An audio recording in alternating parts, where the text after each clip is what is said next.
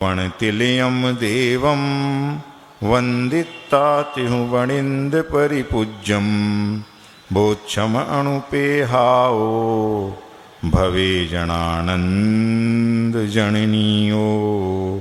देवादिदेव मूलनायक श्री चिंतामणि पार्श्वनाथ भगवान की, चतुर्विंशति तीर्थंकर भगवंतों की, आचार्य प्रवर्षी स्वामी कार्तिकेय महामुनिराज की, संत शिरोमणि आचार्य भगवंत गुरुदेव श्री विद्यासागर जी महामुनिराज की, परम पूज्य आचार्य प्रवर्षी समय सागर जी महामुनिराज की, ज्येष्ठ श्रेष्ठ निर्यापक शरणमुनि श्री योग सागर जी महामुनिराज की, तीन कम नवकोटि महामुनिराजों की, पूज्य निरोग सागर जी महाराज की, समस्त मुनि संघ की।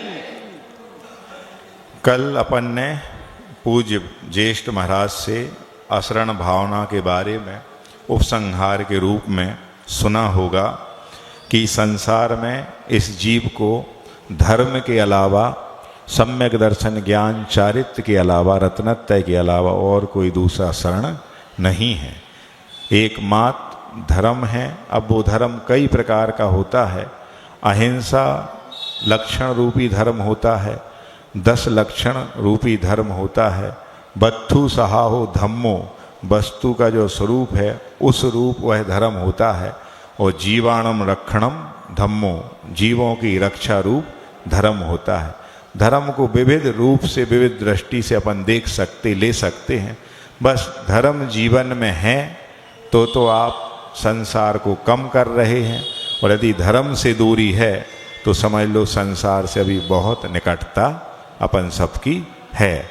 तो ऐसा कल अपन ने उपसंहार के रूप में अंतिम गाथा में पूज्य महाराज जी के द्वारा सुना होगा कि एकमात्र खमादि भाव जो है आत्मा के, वो जीव को शरण है, वो संसार से दूर रखते हैं, 84 लाख योनियों में भ्रमण से बचाते हैं, और तीव्र कसाय जो आत्मा की तीव्र कसाय रूप परिणाम है वही क्या करते हैं, हणदि अपेण, आत्मा का घात करते हैं, संसार को बढ़ाते हैं।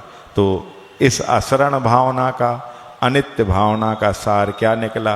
यही निकला कि जीवन में ये सब जो दिखाई देने वाला विजुअल मतलब वर्ल्ड है, दृश्य जगत है, ये सब क्या है? एक माया है, मिथ्या है। जो ये है वैसा नहीं है, और जो है वो दिखाई देता नहीं है। समझ गए? आचार्य पूज्यपाद महाराज ने समाधि तंत्र में यही गाथा लिखी कि अचेतन मिदम दृश्यम मदृश्यम चेतनम तथा क्वा रुष्यामी क्वा तुष्यामी माध्यस्तोयम भवाम्यता। मतलब इतना जितना भी दिखाई देने वाला जगत है, अचेतन मिदम दृश्य, ये सब अचेतन पुद्गल की माया है। ये सब जो दिख रहा है कि फलाने चंद, ये फलानी है, ऐसा है, ये क्या वो हम हैं? नहीं है। ये तो यहीं मिला हुआ शरीर और यहीं मिट्टी में मिल जाएगा, लेकिन परिचय इसका है। जिसकी ड्रेस है उसी का एड्रेस है। लेकिन आत्मा तो अनादिकाल से दिगंबरत्व है, थी और रहेगी, उसका कोई एड्रेस पता नहीं है। दुनिया की खबर है, खुद का पता नहीं। ऐसे लापता है अपन, फिर भी अपने एड्रेस को बड़ा छाप के लिखते हैं कि फलाने चंद की कोठी है, ये फलाने चंद का निवास है। लेकिन वो क्या अपने साथ जाएगी? नहीं जाएगी। तो वो पता कुछ है ही नहीं, लापता है अपन सब लोग। अभी तक अपना जो पता होना चाहिए उसको ढूंढने के लिए, उस ठिकाने को प्राप्त करने के लिए हमने कोई आज तक प्रयास किया ही नहीं है। जब आचार्य महाराज से पूछा गया कि मतलब धर्म की परिभाषा आप 2 शब्दों में प्रकट करें, तो आचार्य महाराज भी बड़े पहुँचे हुए ज्ञानी महाराज थे और त्वरित जवाबी थे। माने इतने कम समय में धर्म को 2 शब्दों में परिभाषित कर देना और किसी के बस की बात नहीं थी। तो आचार्य महाराज से जब उस सज्जन ने प्रश्न किया कि आचार्य महाराज आप धर्म को 2 शब्दों में परिभाषित कीजिए, तो आचार्य महाराज बोलते हैं जो आज तक अच्छा लगा, जो आज तक किया, वो सब अधर्म, और जो आज तक अच्छा नहीं लगा, आज तक नहीं कर पाए, वो है धर्म। क्यों? यदि हमने धर्म कर लिया होता तो आज हम संसार में नहीं होते, हम भी आज मुक्त हो गए होते संसार से। तो ऐसे दो टूक शब्दों में धर्म की व्याख्या करने वाले आचार्य महाराज अपन सबको मिले हैं और उन्होंने धर्म को जो चारित्र रूप से खुद अंगीकार किया और उस पर हम सबको चलने के लिए प्रेरित किया। ऐसे उन आचार्य महाराज की ही असीम अनुकंपा है कि आज इस धर्म नगरी गुना में धर्ममय वातावरण बना हुआ है। ना वो होते, ना हम लोग होते और ना आप यहाँ बैठे होते। तो ये भावनाओं का पढ़ने का सार यही है कि जैसे जैसे ये भावनाएं आगे बढ़ती जाएंगी वैसे वैसे हमें संसार की अनित्यता को जानना है। जो हमारा अटैचमेंट है व्यक्ति से, वस्तु से, स्थान से, उस अटैचमेंट को कम होना चाहिए। जो मूर्छा है हमें वस्तुओं के प्रति, पदार्थों के प्रति, व्यक्तियों के प्रति, वो मूर्छा में कमी आए, तब तो इतने बड़े ग्रंथ को पढ़ने की सार्थकता होगी। और ये सब हमारे जीवन को और उत्तरोत्तर वृद्धिंगत करेंगे और हमारे संसार को कम करेंगे। और यदि हम इन भावों को नहीं भा रहे हैं, हम अपनी जेंटलमैनशिप नहीं क्रिएट कर रहे हैं, तो स्वाभाविक है कि हम दुर्जन तो हैं ही। अच्छा नहीं लगता किसी को दुर्जन कह दें, लेकिन काम एक ऐसे नहीं है जो सज्जन की कैटेगरी में आते हो। बताओ, फिर भी यदि कोई दुर्जन कह दे तो बुरा लगता है। दुर्जन नहीं होते भैया, तो ये जो कुगतियां हैं इनमें भ्रमण क्यों कर रहे हो? तो जो पंचम गति है उसमें क्यों नहीं चले जाते मोक्ष गति में? इन चारों गतियों में भ्रमण कर रहे हैं, इसका मतलब हमारे अंदर दुर्जनता विद्यमान है। यदि सज्जनता आ जाती तो हम अपने उस सत्स्वरूप को, जो स्वीकार रूप है, उसको हम प्राप्त कर लेते। आज तीसरी भावना का नंबर है, संसार भावना है। इसको अपन पढ़ते हैं 42 गाथाओं में ये भावना पूरी होगी। तो आज इस भावना की प्रथम गाथा का अपन उच्चारण करते हैं। संयुक्त 32वीं और 33वीं गाथा है। इन दो गाथाओं से संसार अनुप्रेक्षा की भावना भा रहे हैं।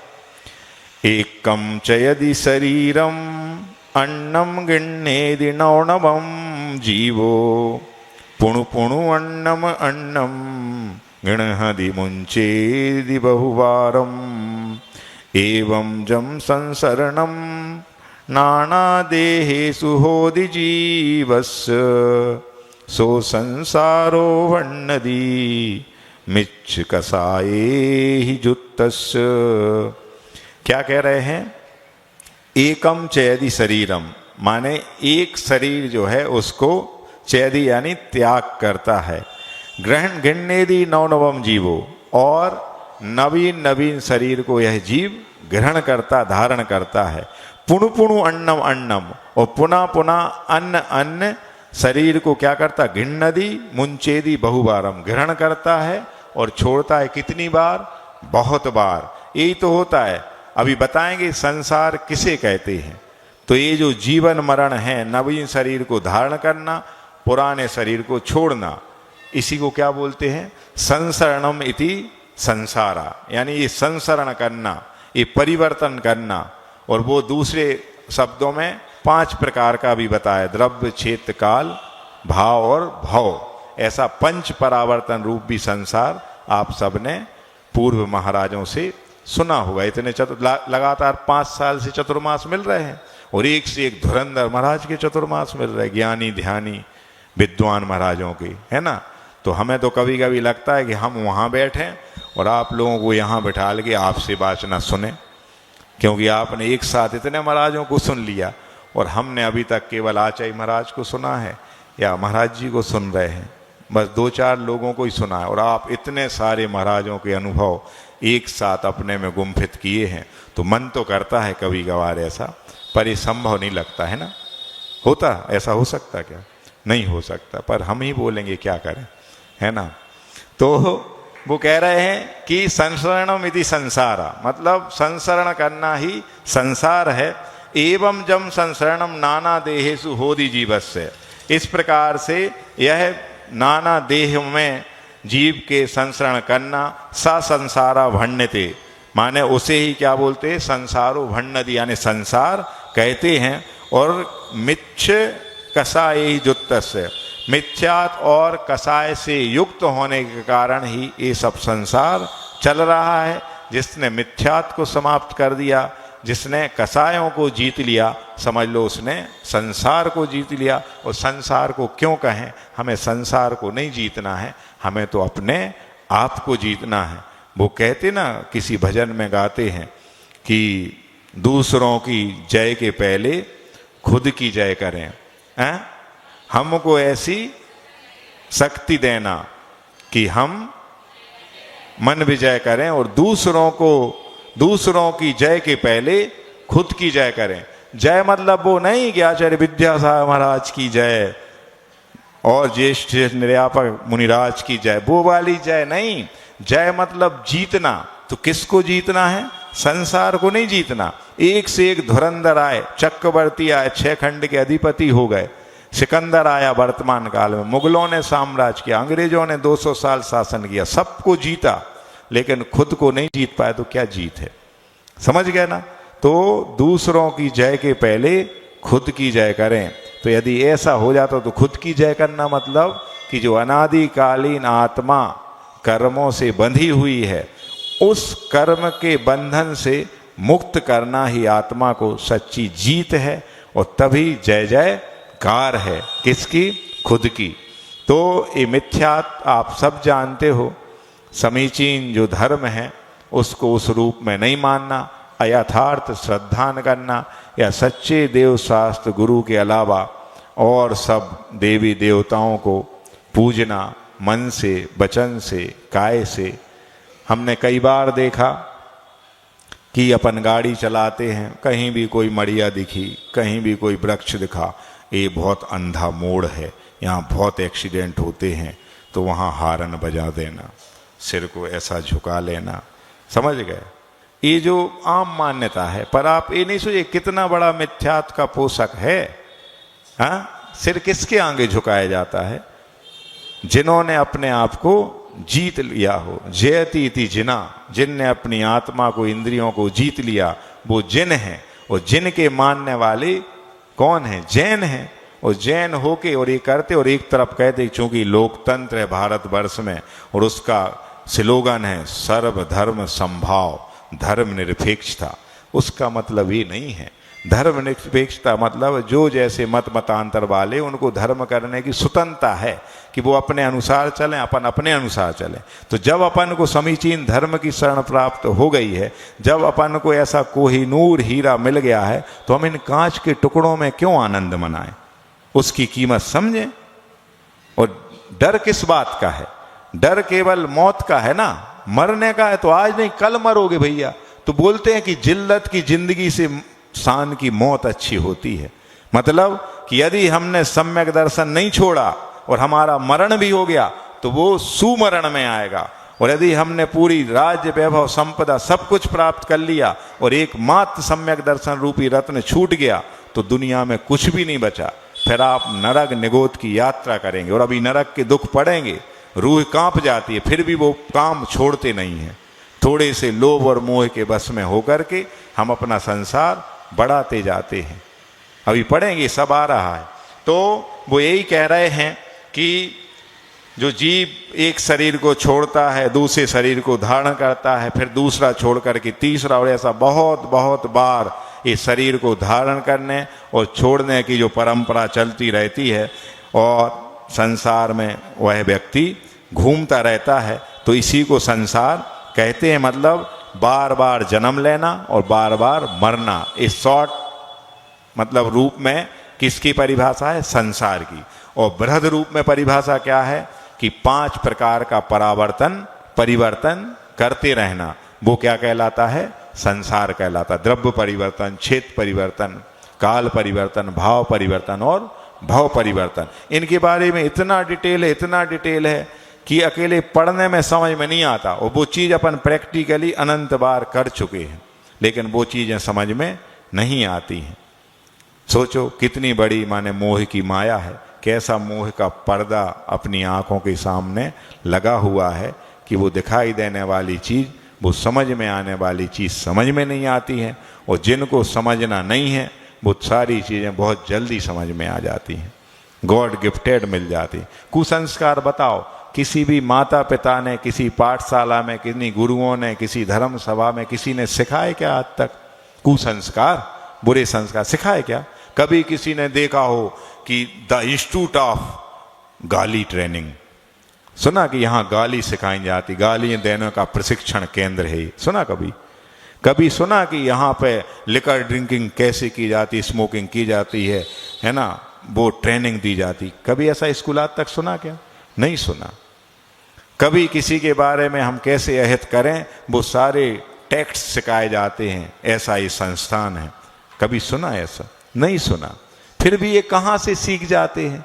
तो भैया अनादिकालीन संस्कार हैं, थोड़ा सा एटमॉस्फेयर मिला नहीं और वो संस्कार हमारे पुनः जागृत हो जाते हैं। तो इससे बचने का उपाय क्या है? बचने का उपाय यही है कि हम उस एटमॉस्फेयर क्रिएट होने से बचें जहां ऐसा माहौल दिख रहा हो।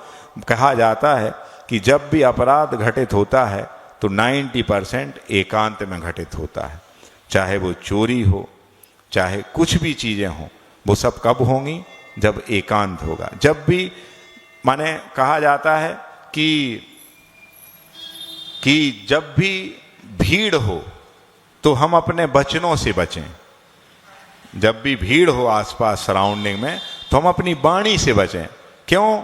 थोड़ा सा भी किसी को कुछ बोल दिया और पता चला उसके अनुरूप नहीं हुआ तो तुरंत झगड़ा तैयार हो जाता है। कोई आज के समय में किसी की सुनना चाहते नहीं है, चाहे वो बेटे हों, चाहे बेटियां हों, चाहे बहू हो, है ना, कोई भी हो, किसी दूसरे की, बड़ों की सुनना भी नहीं चाहते। भीड़ में हमेशा सावधान किससे रखें?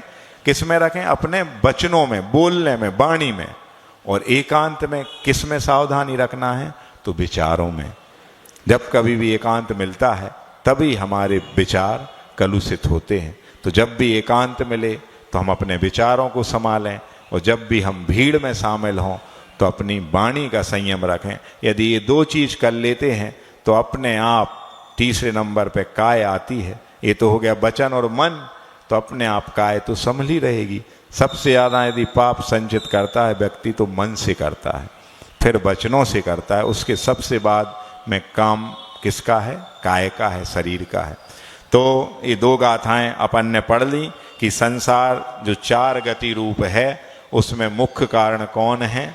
तो मिथ्यात्व और कसाय है। इसकी टीका और पढ़ देते हैं अपन।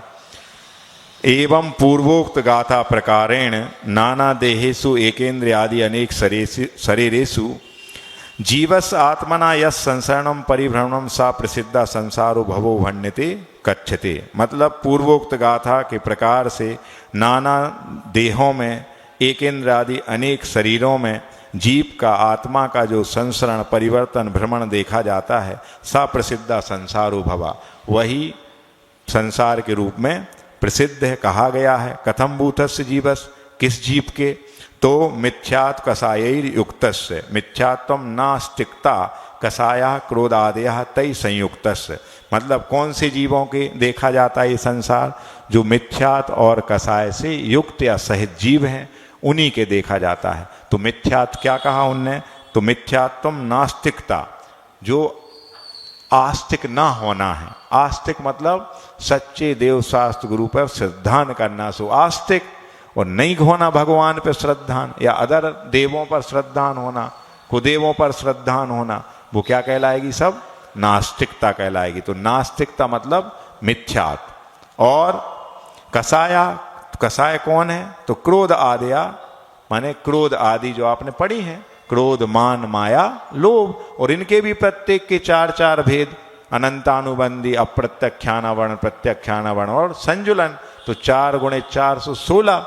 और इनकी सपोर्टिंग के लिए कौन है? नौकसाय, हास्य, रति, अरति, शोक, भय, जोप्सा, स्त्री वेद, पुरुष वेद और नपुंसक वेद। तो 9 ही जोड़ते हैं तो ऐसी टोटल कितनी हो जाती? 16 और 9 25 कसाएं हैं। यही हमारी आत्मा को अच्छी कस रही हैं।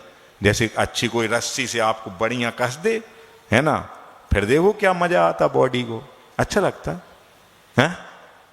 बहुत दुख होता है शरीर को। और ये कहते कब इस बंधन से छूट जाए। वो कसाय अनादिकाल से कस रही हैं आत्मा को, फिर भी मजा ले रहे हैं। क्रोध करने में जरा नहीं संकोचते हैं। मायाचारी सो रग रग में भरी है। कहा जाता है स्त्रियों को जन्मजात मायाचारी मिलती है, लेकिन इनके प्रभाव से आज पुरुषों में भी भरपूर भर गई है। समझ गए?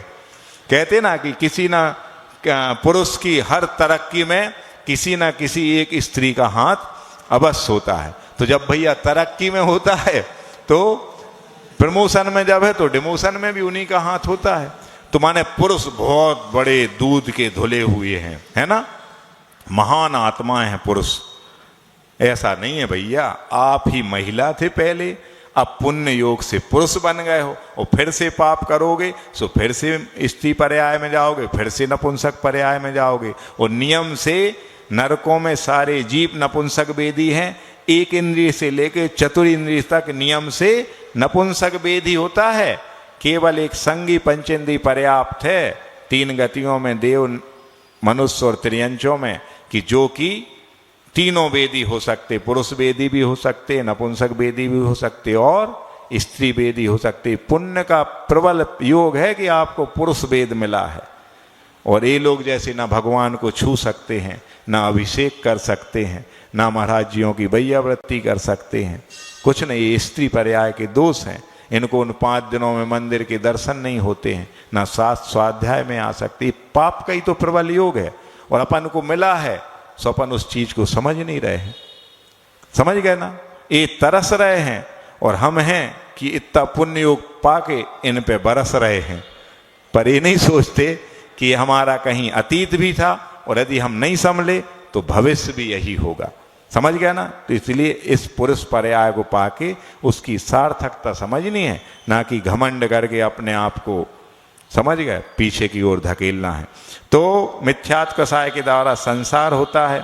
एवं कथम, और क्या होता है, किस प्रकार से, तो आत्मा त्यजति मुंचति, आत्मा छोड़ती है क्या, एकम शरीरम पूर्व कर्म उपात्तम शरीरम, पूर्व कर्म के उपात से मतलब पूर्व कर्म किए थे तो उससे एक शरीर को यह आत्मा छोड़ती है और फिर क्या करती है, तो अन्यत अपरम उत्तर भव संबंधी नवम नवम भवे भवे नूतनम नूतनम गृहणाति अंगीकरोति पुनः पुनः अन्यत अन्यत शरीरम बहुबारम गृहणाति मुंचति चा। और फिर एक को जब छोड़ेगी तो स्वाभाविक है दूसरे को ग्रहण करेगी। और कितने बार ग्रहण करेगी, तो बार बार। और कितने बार, तो अनंतों बार, अनंतों अनंतों बार। और कब से, तो अनादि से, न आदि इति अनादि। और यदि नहीं संभले तो कब तक, अनंत तक। अनादि अनिधन संसार है उनका, जिनने कि अभी सम्यक तो ग्रहण नहीं किया है। और जो एक बार सम्यक तो ग्रहण कर लेते हैं तो वही संसार भर समुद्र, समुद्र भर संसार, चुल्लू भर बचता उनका। समझ गए। तो इतनी महिमा है सम्यक दर्शन की। शैलाड़ाकार ने भी मोक्ष महल की प्रथम सीढ़ी, है ना, प्रथम सोपान माना है किसको, सम्यक दर्शन को। और कुछ नहीं करना सम्यक दर्शन में, ना आपको कोई ये करना है कि बहुत बड़े व्रत उपवास करना है, ना आपको एक खूब पहाड़ चढ़ना है, ना एक ही आप सुबह से आओ शाम को मंदिर से वापस जाओ, ना एक ही आपको बिल्कुल लकड़ी के पाटा पे सोना है, ना एक ही आपको वस्तु का त्याग करना है, कुछ भी नहीं करना। बस सच्चे देव शास्त्र गुरु हैं, वही एकमात्र शरण है, उनसे बढ़कर कोई दूसरी शरण संसार में नहीं है।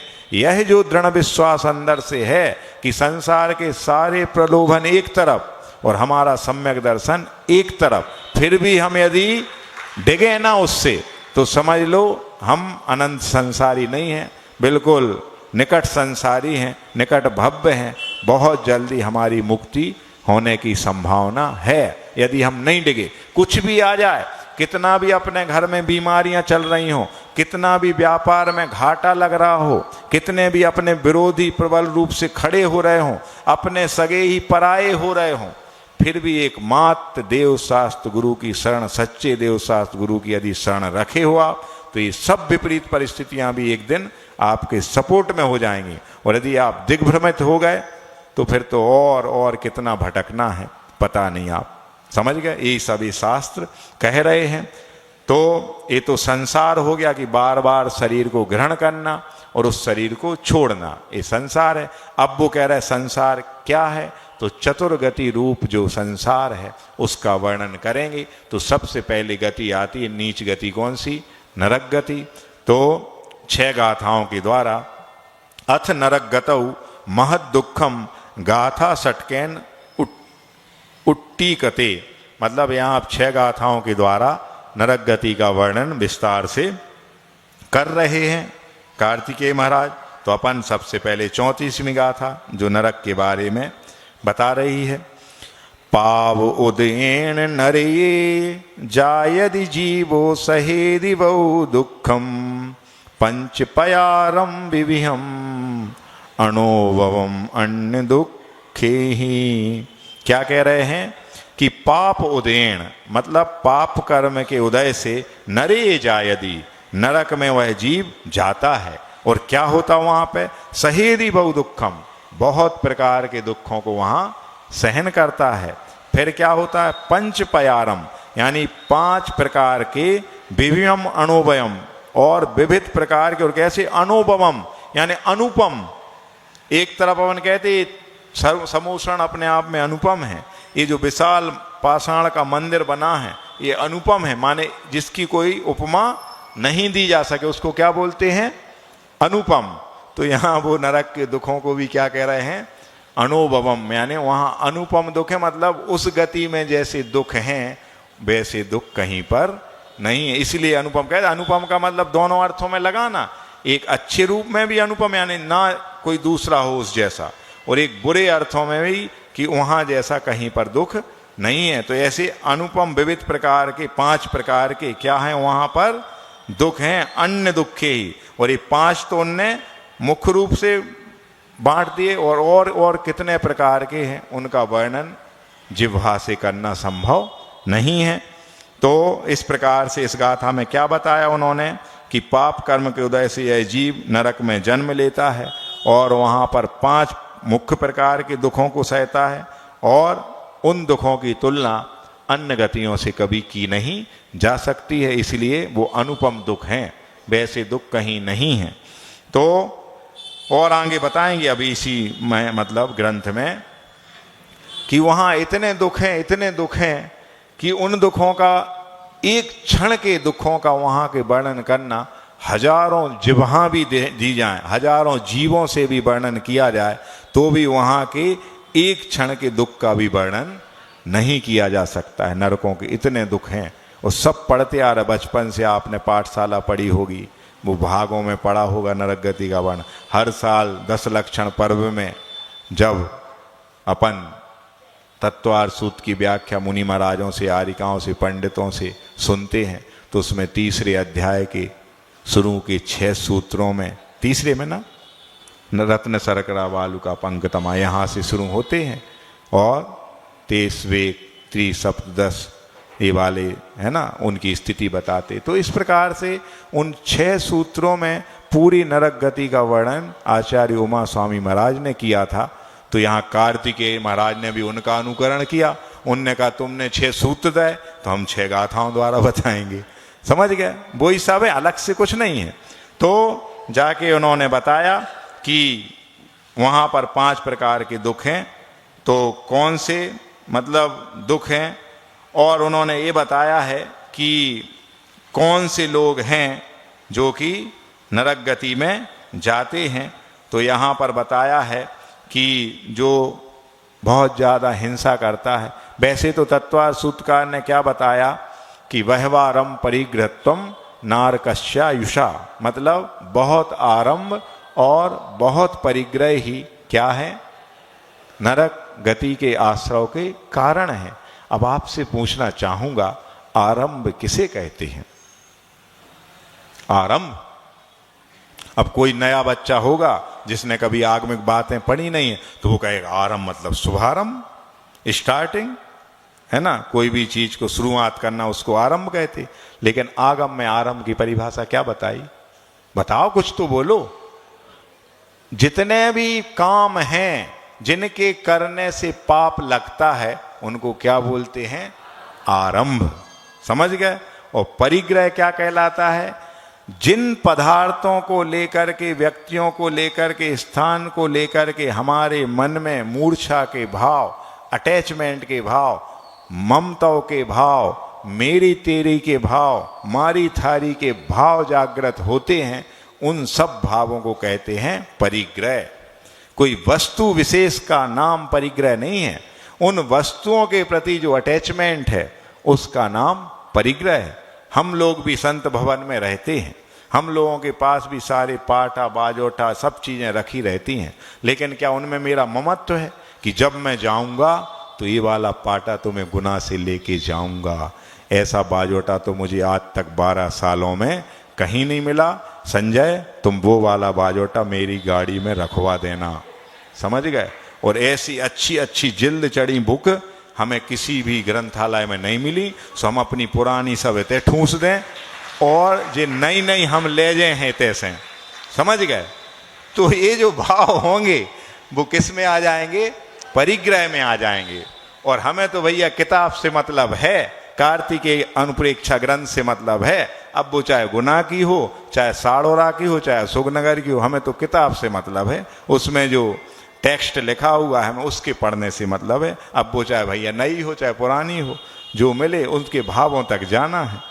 तो ये जो नहीं होना तो वो कहलाता अपरिग्रहपना। और अपरिग्रह महाव्रत होता साधुओं का, 5 महाव्रतों में 5वां जो महाव्रत है वो क्या है, ये अपरिग्रह व्रत ही तो है कि कुछ भी नहीं है, ये शरीर मात्र भी मेरा नहीं है इस संसार में, तो और किसी को कैसे अपना मानूं, तो ये कहलाता है अपरिग्रहपना। और ये जैसे आपके जीवन में भी आ सकता, मगर कैसे आएगा, जो आप लोगों के लिए परिग्रह परिमाण व्रत बताया है वो आप कर लो कि जब हमारा 10 जोड़ी कपड़ों में काम चल रहा है तो हम क्यों 1000 रखे रहें, क्यों 200 सूट से वो अलमारी भरी रहे। जब हमारा काम 5 किलो सोने में चल रहा है तो हम क्यों 50 किलो की मूर्छा रखें। 5 किलो है किसी के पास, 100 ग्राम तो जुड़ नहीं रहा आज के समय में, 1 लाख रुपया तोला है, समझ गए। और तमन्ना है कि कम से कम 50 किलो सोना हमारे जीवन में हो जाए। एक मकान में हम रह नहीं पा रहे हैं, 2 प्राणी हैं, 20 घर का मकान है, 20 कमरों का, 10-10 प्लाट रले हैं, फिर भी चाय है कि अभी और एक बंगला के हिसाब से, कोठी बनाने के हिसाब से बढ़िया 1-2 एकड़ का भी मेन एवी रोड पे खरीदना है अभी, समझ गए। ये तमन्नाएं हैं। खा नहीं पा रहे हैं कोई भी चीज़, शुगर पेशेंट हैं, लेकिन दिन रात दुकान पे बैठे हैं। हम मंदिर आए चाहे नहीं आए, हम वो पड़गाहन की प्रक्रिया देखें नहीं देखें, हम आहार दें नहीं दें, लेकिन दुकान तो भैया 8 बजे खुलना चाहिए। क्या सब बांध के संगे तो ले जाने, जो धर्म का काम को तहीं धरे रहें, भगवान तहीं बैठे रहें, ये महाराज तहीं बोलत रहें, लेकिन वो जो हम जो कमा रहे हैं वो तो हम संगे ले जाएं। ऐसे सुबह 8 से रात के 10 बजे तक पूरी नाड़ हिल रही है, पूरे बिल्कुल पूरे शरीर के अंगोपांग कांप रहे हैं, लेकिन वो मूर्छा कम नहीं हो रही है। सोचो, गवर्नमेंट भी 60 या 62 ईयर में रिटायर्ड कर देती है, और आज हम दुकानदार होके मालिक होके, वो तो नौकर होते, लेकिन हम मालिक होकर भी नहीं छोड़ पा रहे, हम रिटायरमेंट नहीं ले पा रहे। आज नाती पोती संती पंथी तक हो गए, 4-4 पीढ़ी हम देख रहे एक साथ, उसके बाद भी अभी दादाजी ने परदादाजी ने दुकान पे जाना बंद नहीं किया, आज भी पूरा मेंटेनेंस रखते हैं। सोचो ये क्या है, ये सब नरक में जाने की तैयारियां हैं।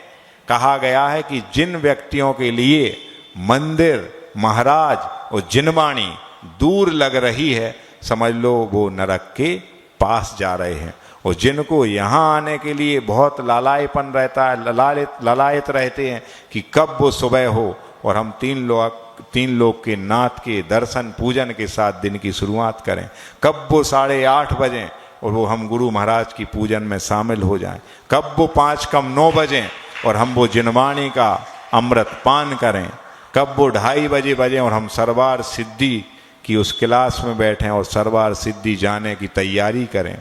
हमें सरवार सिद्धि की आकांक्षा नहीं है, लेकिन वो तो ये सब अच्छे काम करोगे तो अपने आप शुभ का बंध होगा, पुण्य का योग होगा, और ये सब पुण्य से ही तो मिला है, समझ गए ना। तो कहाँ हम इस अनुपम मनुष्य जीवन को वैसे ही काम कर रहे हैं, कैसे काम कि हमें बर्तन मांजने के लिए राख चाहिए थी, राख बची नहीं, सो हमने चंदन की लकड़ी उठाई और उसको जला लिया और राख मिल गई और उसे बर्तन मांज रहे। कितना बड़ा मूर्ख होगा महाराज जी, वो ऐसा करता है क्या कोई?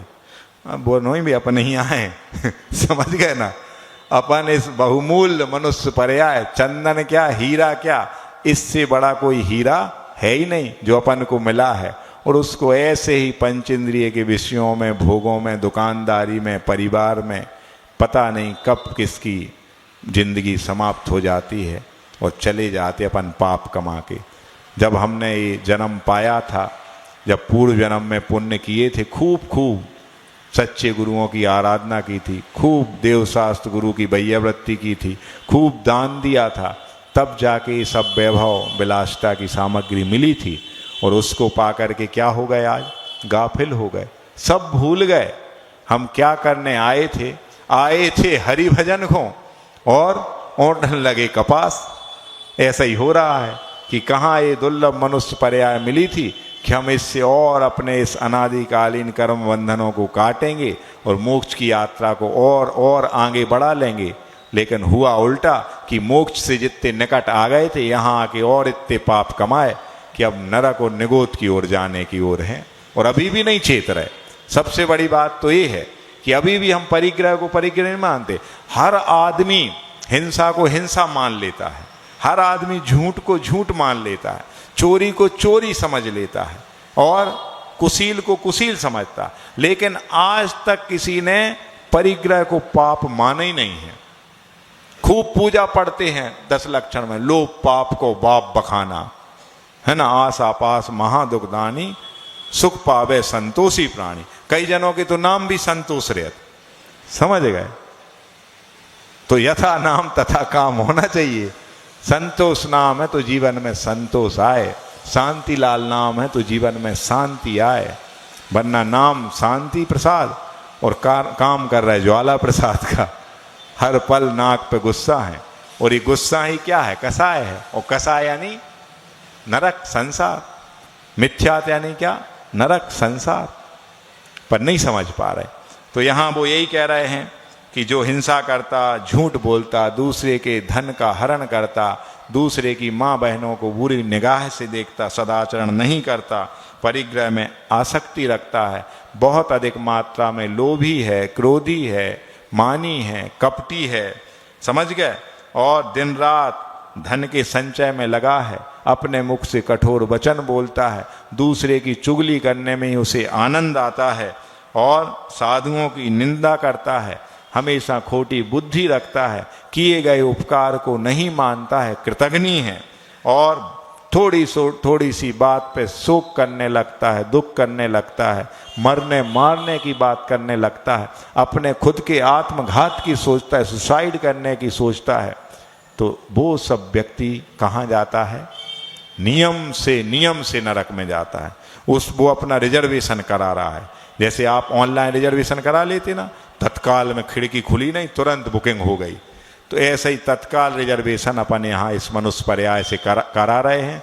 कौन सी गाड़ी में जाने के लिए, नरक गति में जाने के लिए रिजर्वेशन चल रहे लगातार, और अपन खुश हैं इस बात को लेकर के कि हमने अपना रिजर्वेशन करा लिया है। पर आप ये नहीं सोचते कि यहाँ तो कुछ भी दुख नहीं है।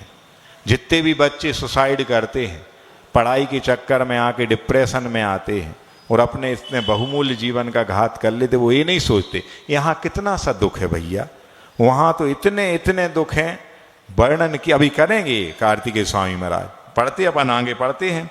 तो अब वो 5 प्रकार के दुख कौन से, उनका वर्णन यहाँ पर कर रहे 35वें नंबर की गाथा में। असुरोदीरे दुखम शारीरम मानसम तहा विविहम खित्तुभवम च तिब्बम अन्नोन कयम च पंचविहम। मतलब असुरोदीरे मतलब असुर कुमार के जो देव हैं, असुर कुमार जाति के, उनके द्वारा उदीरित ऐसे दुख। फिर शारीरम यानी शारीरिक दुख, फिर मानसम यानी मानसिक दुख, तथा विविधम विविध प्रकार के। फिर खित्तुभवम यानी क्षेत्रोद्भवम यानी क्षेत्र जनित, वहाँ का क्षेत्र ही ऐसा है, वहाँ की मिट्टी ऐसी है, वहाँ पानी तो है ही नहीं, लेकिन वो खून और पीप से भरी हुई वैतरणी नदी है।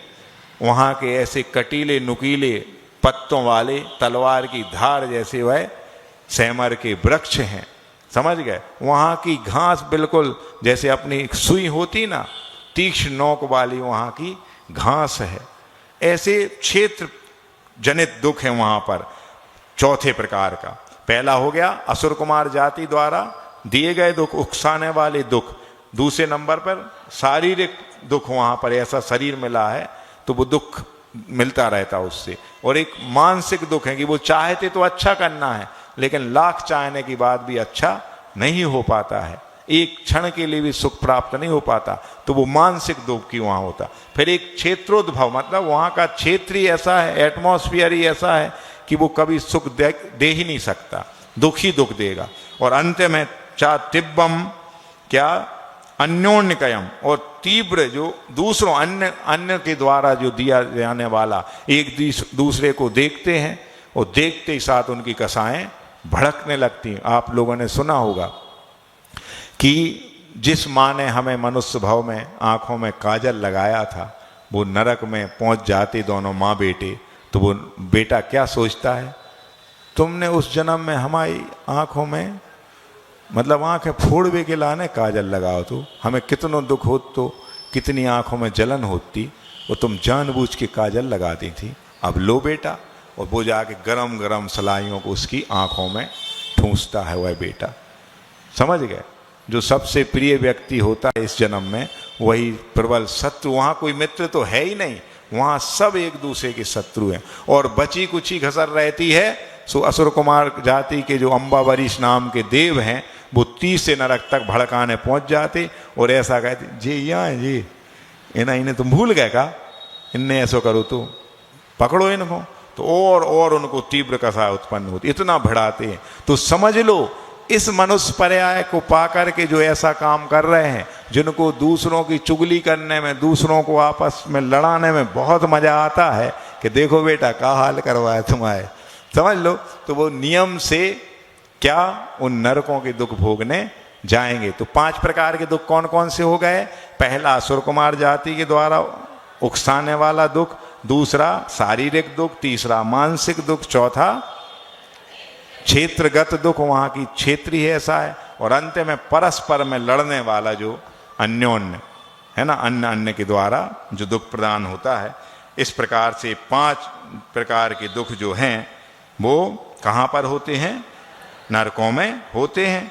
और ये जो असुर कुमार जाति वाला, वो तो कहाँ तक होगा? केवल 30 नरक तक वो जा सकते। बहुत बड़ा आनंद आता उनको, इतने कलह प्रिय होते हैं ये असुर कुमार जाति में भी। कौन से? अम्बावरीश नाम के देव, कि उनको शांति से, माने उनकी रोटी न पचे, रोटी नहीं खाते, वरना भाई कोई कल पूछ भी आ जाए प्रश्न, महाराज जी कहाँ से पढ़ दो आपने के देव रोटी खात? उनके कंठ से तो अमृत झरता था, अभी तक ये सुना था। आप बड़े पंडित बन रहे, रोटी खुआ रहे देवों हो, ये देव का वर्णवाद नहीं है क्या? बता रहे हम तो उदाहरण के लिए कि जैसे अपन को बिना किसी की चुगली करे रोटी नहीं पचती है, ऐसे जब तक वो अम्बावरीश नाम के जाति के देव उन नारियों को आपस में न लड़ा लें तो उनको भी चैन आराम नहीं मिलता है। मगर वो 30 नरक तक ही जा सकते हैं, उसके आगे उनको अलाउ नहीं, उतनी क्षमता उनके पास नहीं है। तो इस प्रकार से बार बार उनको इतनी पीड़ा होती है। शारीरिक पीड़ा कैसी होती है? तो उनके शरीर के टुकड़े टुकड़े हो जाते हैं।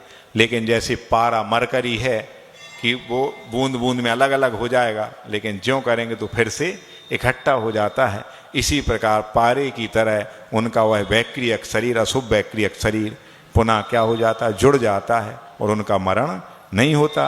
क्योंकि आपने तत्वार सूत्र के दूसरे अध्याय के अंतिम सूत्र में पढ़ा है क्या? औपपादिक चरमोत्तम देहा संख्येय वर्षायुषा नपवर्त्यायुषा, मतलब औपपादिक जन्म वालों का कभी भी अकाल में मरण नहीं होता। तो नारकी का जन्म उपवाद जन्म है, देवों का भी उपवाद, तो ये कभी अकाल में नहीं मरेंगे। कोई इनको सूट नहीं कर सकता, कोई इनको जहर भी खिला दे वो अमृत बन जाएगा। समझ गए? अकाल मरण नहीं होगा इनका। तो जितनी आयु कम से कम 10,000 ईयर और मैक्सिमम 33 सागरोपम आयु नरकों में मिलती है।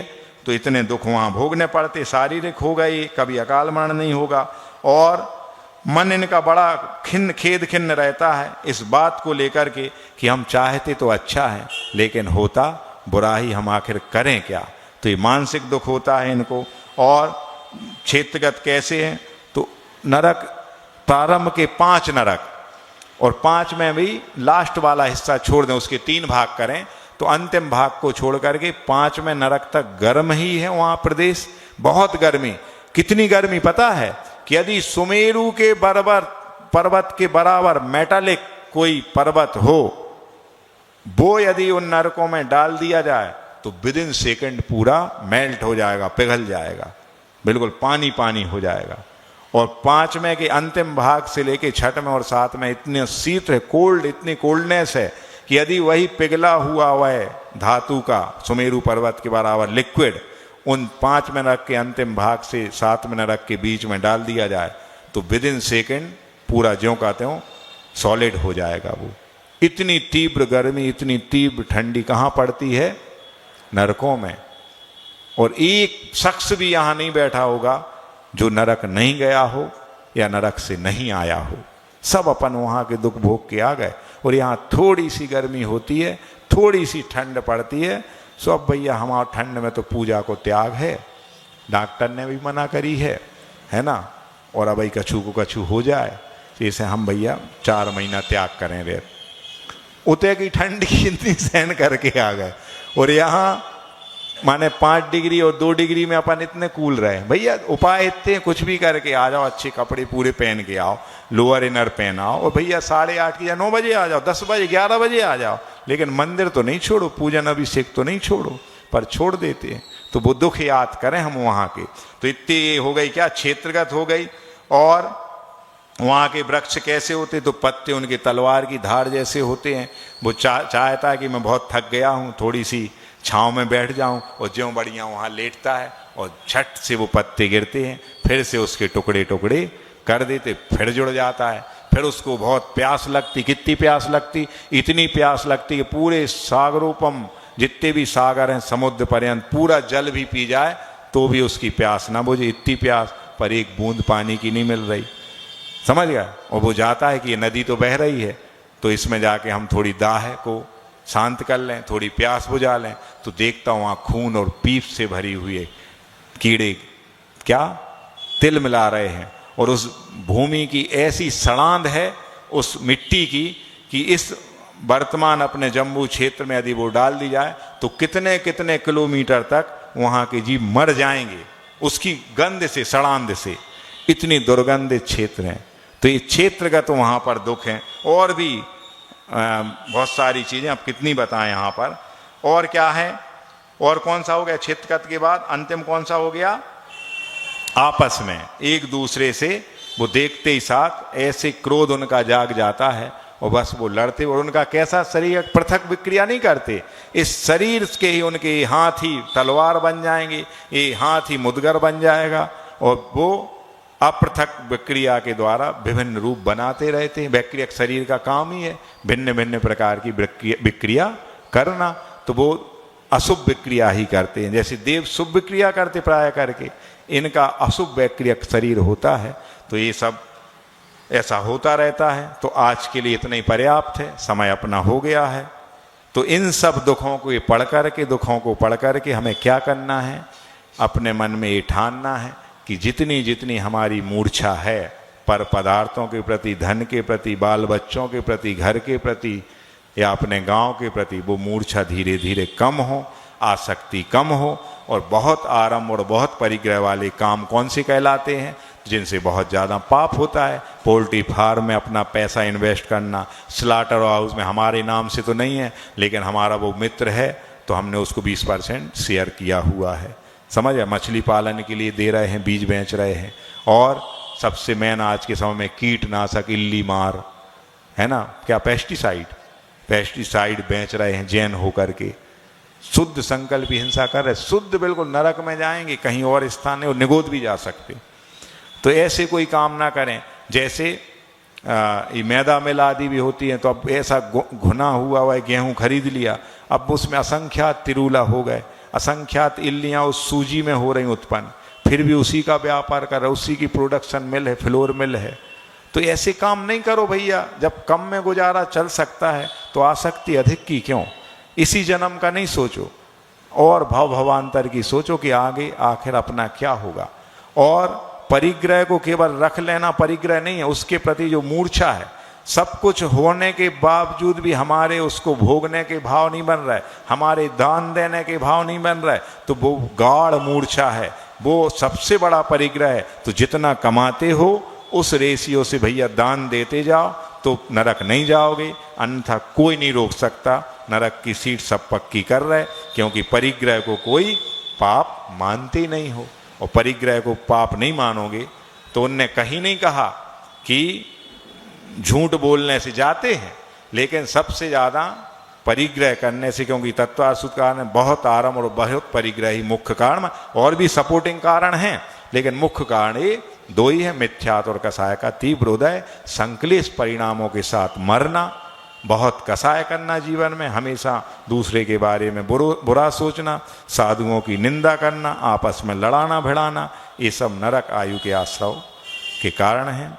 बोधि समाधि परिणाम शुद्धि, स्वात्मोपलब्धि शिव शोक सिद्धि, चिंतामणिम चिंतित वस्तुदाने त्वाम बंद मानस ममास्तु देवी।